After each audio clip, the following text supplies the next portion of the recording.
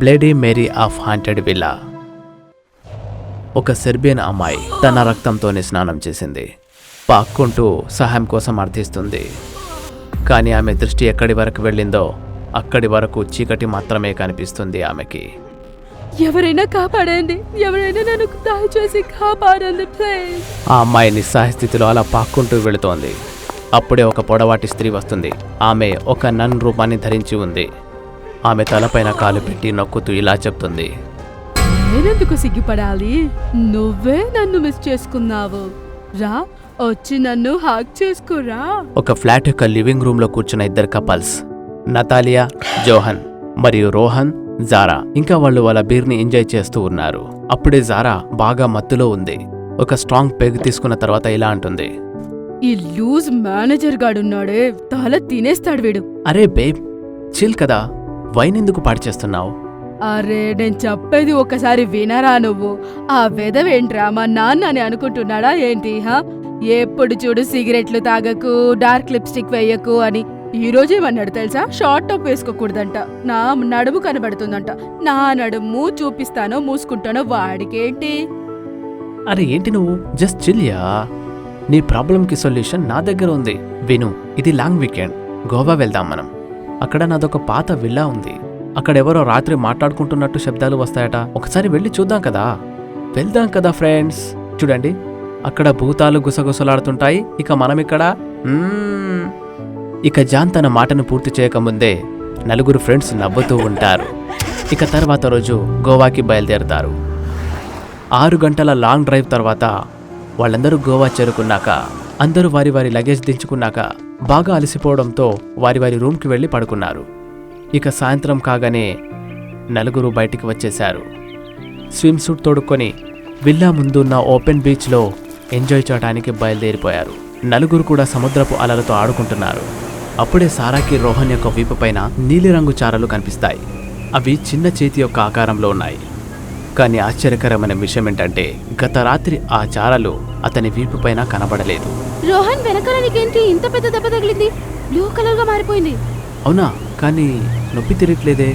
పోనీలే, తెలుసో తెలుకో ఎక్కడో ఒక చోట తగిలి ఉంటుంది చిన్న దెబ్బ. సరే కానీ రాత్రి ఏంటి ప్లాన్? సరే, దానికి నేను మందు రాయనా? లేదు, ఏం చేయాలో నువ్వు చెప్పు.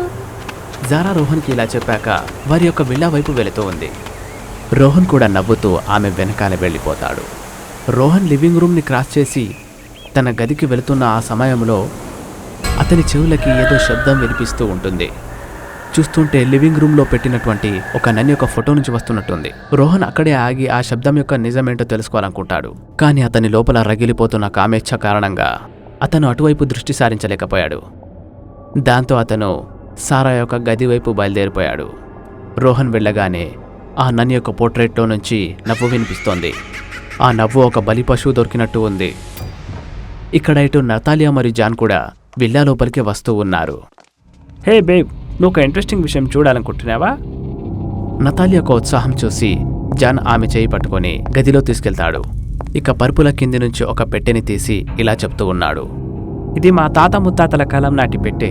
ఈ పెట్టెలో మా తాత ముత్తాతల జ్ఞాపకాలు చాలా ఉన్నాయి. అందులో నుంచి ప్రధానమైనది ఒకటి ఇది, గైడ్ టు రోజ్ విల్లా. నువ్వు తప్పుగా అనుకోకపోతే నేను ఆ బుక్ ఒకసారి చదవనా? ఇదేందో కొంచెం డిఫరెంట్ గా అనిపిస్తుంది. Blood Mary the caretaker. ఈ విల్లా యొక్క ఓనర్ అయిన డెనిస్ బ్లడ్ మేరీని కేర్ టేకర్ రూపంలో చూశాడు. ఆయనకి కేర్ టేకర్ అంటే చాలా ఇష్టం. అది మాత్రం కాకుండా బ్లడ్ మేరీ కూడా ఆయనని ఇష్టపడింది. కానీ డెనిస్ యూజ్ చేసుకుని వదిలేశాడు. మరుసటి రోజే వాడి డెడ్ బాడీ ఆ ఊర్లో ఉన్న సముద్రంలో అందరికీ కనపడింది. వాడి కథ ముగిసిపోయింది. పెద్ద తాత అయితే అప్పటి కాలంలో మంచి ప్లే బాయే కదా. ఇంకా చదువు ఏముందో. బ్లడ్ మేరీని ఒక పెద్ద మంత్రవాది ఒక పెద్ద బాటిల్లో బంధించారు. తను బయటికి రావాలంటే ఒకే ఒక షరతు మాత్రమే ఉంది. అది పాటిస్తే గనుక తను బయటికి వస్తుంది. ఆ సీసాకి ఎదురుగా వెళ్లి రాత్రిపూట 3 గంటలకు బ్లడీ మేరీ యొక్క పేరుని 3 సార్లు పిలవాలి. ఏమంటావు? ఒకసారి ట్రై చేద్దామా? గుర్తు పెట్టుకో, నాకేమైనా అయిందంటే దయ్యమయ్యి నిన్ను పీడిస్తాను. ఇలాగే. జాన్ నతాలియా యొక్క మాటలు విని గట్టిగా నవ్వుతూ ఉంటాడు. ఇక నతాలియాని ఎత్తుకొని బాత్రూంలో తీసుకెళ్తాడు. ఒకవైపు జాన్ యొక్క తలుపు మోసుకుంటే ఇంకోవైపు బ్లడీ మేరీ యొక్క పేజీలో ఉన్న మాన్యువల్. కొన్ని గంటల తర్వాత నలుగురు అలసిపోయి పడుకున్నాక ఒక్కసారిగా నతాలియాకి మెలకు వచ్చేస్తుంది. ఆమె నీళ్లు తాగడానికి కిచెన్ రూమ్ వైపు వెళుతుంది. లివింగ్ రూమ్లో ఉన్న ఒక గడియారం పైన ఆమె దృష్టి పడుతుంది. అందులో సమయం 3 అవుతోంది. దాన్ని చూసి ఆమె నవ్వుతుంది. ఇక నవ్వుతూ అద్దం ముందు వెళ్ళి ఇలా అంటుంది, అవును బ్లడీ మేరీ, నువ్వు నిజమేనా? ఇవన్నీ ఏమైనా కట్టు కదలా? సరే టెస్ట్ చేద్దామా? నాకు ఇష్టంగా ఉంది. Bloody Mary, bloody Mary, bloody Mary. Natalia 3 సార్లు బ్లడీ మేరీ అని చెప్పగానే గాలి వేయటం మానేసింది. కీటకాల చప్పుళ్ళు కూడా వినపడటం లేదు. ఇక నలువైపులా నిశ్శబ్దం అమలుకుంది. ఇక నతాలియా గొంతు ఎండిపోతోంది. ఆమెకి ఏం జరుగుతుందో అర్థమయ్యేలోపు అద్దంలో నుంచి చీకటి వచ్చేసింది. ఆ నల్లటి చీకటి ఆ అమ్మాయిని లోపలికి లాక్కుంది. ఆ నల్లటి చీకటి అద్దం ద్వారా తనని లాక్కుపోవడం వల్ల నతాలియా కాళ్ళు చేతులు కోసుకుపోయాయి. ఆమె రక్తసిక్తమైపోయింది. ఆమె నలువైపులా చూస్తుంది, కానీ ఎక్కడ చూసినా చీకటి తప్ప ఏమీ లేదు. గాయపడ్డం కారణంగా ఆమె తన 2 కాళ్లపైన కూడా సరిగ్గా నడవలేకపోతోంది. అందుకే నతాలియా పాక్కుంటూ సహాయం కోసం కేకలు పెడుతోంది. హెల్ప్ చేయండి, ఎవరైనా నాకు హెల్ప్ చేయండి, దయచేసి ఎవరైనా హెల్ప్ చేయండి. నతాలియా గాయపడ్డ తన శరీరంతో పాకుతూ ఉంది. అప్పుడే ఒక పొడవాటి స్త్రీ ఒక నన్ రూపాన్ని ధరించి అక్కడికి వస్తుంది. ఆమె తలపైన కాలు పెట్టి నొక్కుతూ ఇలా చెప్తుంది, ఏంటి సిగ్గుగా ఉందా? నువ్వే కదా పిలిచావు, రా వచ్చి నేను హక్ చేసుకో. ఏంటి భయపడుతున్నావా? లేదు, నేను ఇదంతా జోక్ అనుకున్నాను, ఊరికే చేశాను. దయచేసి దయచేసి నన్ను చంపకు. ఈ విల్లా ఓనర్ యొక్క గర్ల్ ఫ్రెండ్ నేను. అవును, నన్ను చేయొద్దు. ఇక నతాలియా తన చివరి మాటలు చెప్పడానికంటే ముందే బ్లడీ మేరీ తన గోళ్లతో ఆ అమ్మాయిని 2 ముక్కలుగా చేసింది. తర్వాత అద్దం బయట వచ్చేసింది.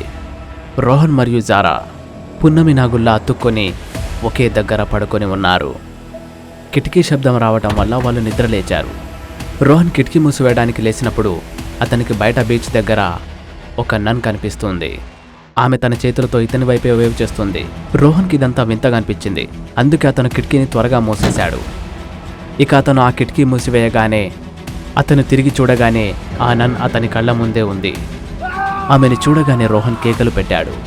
రోహన్ని చూశాక నన్ తన దంతాలను బయటకు తీసింది. పదునైన తన పళ్లను చూపిస్తూ అతని మనసులో భయాన్ని పుట్టించింది. జారా ఇదంతా పరుపులో నుండి చూస్తూ ఉంది. అసలు రోహన్కి ఏమైందో ఆమెకి ఏమీ అర్థం కావడం లేదు. ఇక రోహన్ భయంతో కేకలు పెడుతూనే ఉన్నాడు. సడన్గా జారా తన వైపు రావడం చూసి అరుస్తూ ఉన్నాడు, నన్ను వదిలేసి, నేనేమీ చేయలేదు నిజానికి. రోహన్ నేను జారా, నీ జారాని. నన్ను చూసేందుకు భయపడుతున్నావు? కానీ రోహన్ దృష్టిలో ఆమె జారా కాదు, ఆ పెయింటింగ్లో ఉన్న నన్ మాత్రమే. ఆమె అతన్ని తినాలనుకుంటుంది. రోహన్ తన ప్రాణాలు కాపాడుకోవడానికి తనకి కాస్త దూరంలో ఉన్న జార్ని పగలగొట్టేశాడు మరియు ఆ జార్ యొక్క షార్పైన భాగంతో ఆమె గొంతులో పొడి చేశాడు.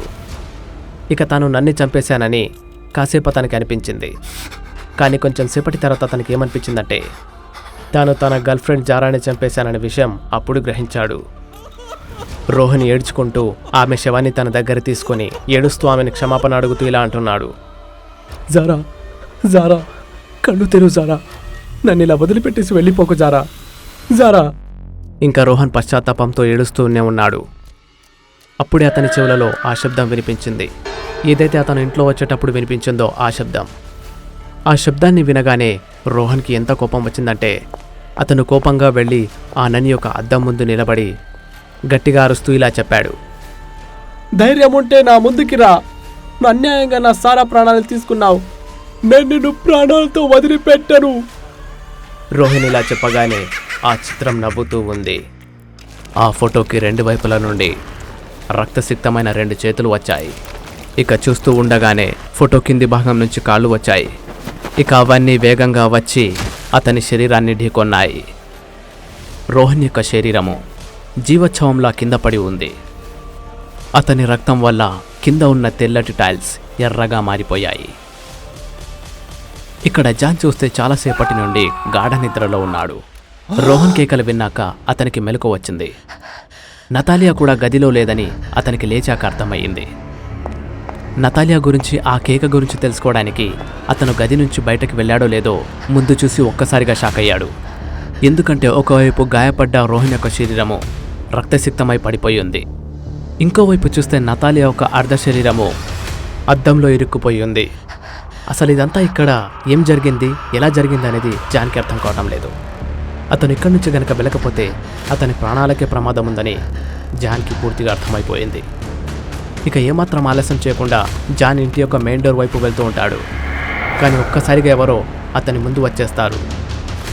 కానీ అది ఎవరో కాదు, ఈ విల్లా యొక్క కేర్ టేకర్ బ్లడీ మేరీ ఉండే. ఆమె జాన్ కాలర్ని గట్టిగా పట్టుకొని మెల్లిగా అతని చెవిలో ఏదో చెప్పింది. డెన్నిస్ మంచివాడు కాదు, వాడి కొడుకు కూడా మంచివాడు కాదు. ఇక మీదట మనమిద్దరం కలిసి ఉన్నాము. You can call me as a baby. Bloody Mary. Bloody Mary జాన్ని గట్టిగా ముద్దు పెట్టుకుంది. తర్వాత లాక్కుంటూ లోపలికి తీసుకెళ్ళింది. ఇలాంటి భయంకరమైన కథలు మరిన్ని చూడాలనుకుంటే డూడు టీవీ తెలుగుకు సబ్స్క్రైబ్ చేసుకోండి. ఒకవేళ మీ దగ్గర ఇలా భయపెట్టించే కథ గనక ఉంటే ఇప్పుడే ఆ కథను మా మెయిల్ అడ్రస్కు పంపించండి. ఒకవేళ పంపితే తరువాత వచ్చే కథ మీ కథే అయ్యుంటుందేమో.